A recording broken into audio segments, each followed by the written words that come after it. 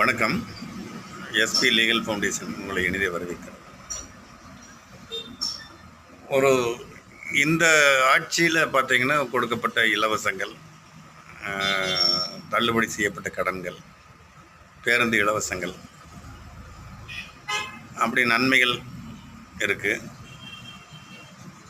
ஒரு சிலது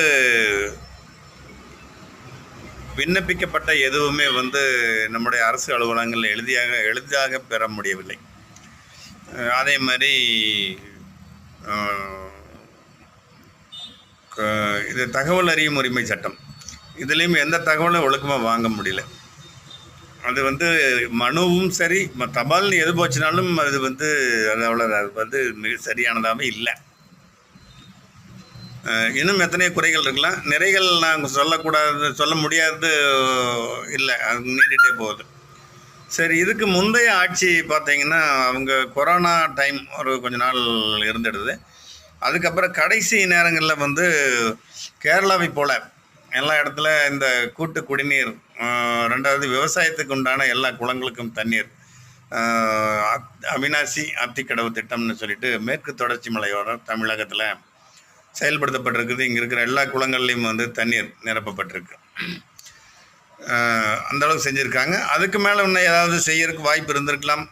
அதுக்குள்ள காலகட்டங்கள் குறைந்து விட்டது. அதுக்குள்ளே கட்சி உட்பூசல் இப்படியெல்லாம் இருக்குது. அதை அடுத்து அரசியலிலேயே ஆனால் அவங்க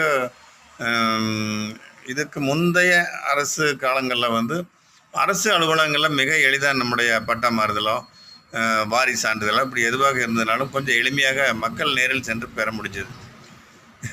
இப்போல்லாம் கொஞ்சம் சிரமம், அப்படியெல்லாம் போக முடியாது. அந்தளவுக்கு கொஞ்சம் கடினமாக இருக்குதுன்னு பாருங்களேன். அதை அடுத்து என்ன சொல்ல போனால் 2 கட்சிகள் இருக்குது. அந்த 2 கட்சிகளில் ஒரு கட்சி கொஞ்சம் பழையது, அவங்களுடைய கருத்துக்கள் மிக புதியது, மிக சரியாக இருக்குது. பட் அவங்களுக்கு ஆட்சியை நம்ம கொடுக்கல.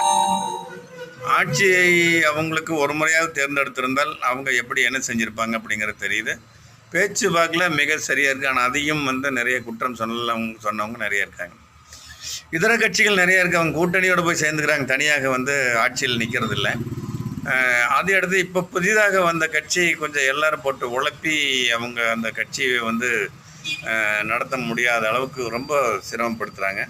அது மக்கள் ஆதரவு எந்த அளவுக்கு இருக்கோ, மக்கள் தான் அவங்களை காப்பாற்றணும் அப்படிங்கிற அளவுக்கு, கை கொடுக்கணும் அப்படிங்கிற அளவுக்கு, மிக சிறந்ததாக கொண்டு வரணும் அப்படிங்கிற அளவுக்கு அது மக்கள் கையில் தான் இருக்குது.